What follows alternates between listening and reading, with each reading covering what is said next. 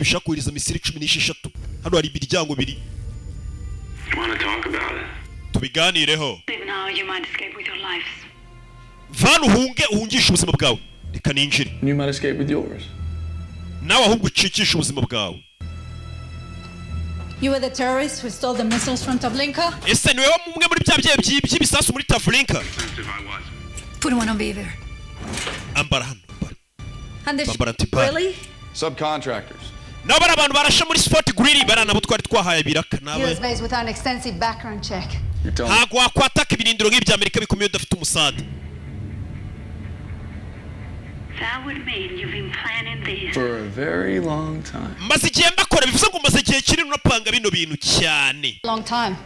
igihe kingana iki 6 years. imyaka 6 dupanga bino bintu nyagasani ibyo birateguwe Going so well for you, is it? menya bitari bukugendekere neza ariko kuko naguhagaritse Survives contact with the enemy completely intact.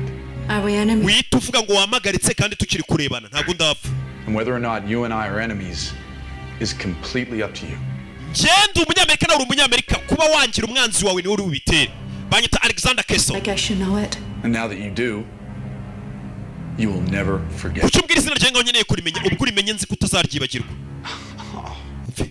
You know, usually it takes a woman a second date to reach that conclusion. uri agatafari umugore musohokanye kabiri niwe wakakwisa agatafari kuko amaze kukumenya ariko we ntago unzi umve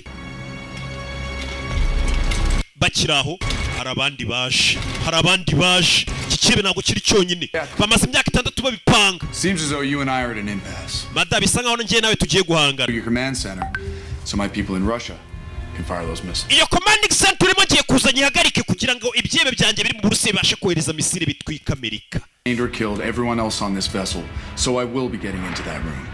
ndabikora ibyo byose no kwica abantu bose bari hano ngire muri icyo cyumba urimo Your lives. reka ninjire ku neza kugira ngo nze kukubarira ndaba ndetse abanyamerika miliyoni bagapfa Someone joins the army.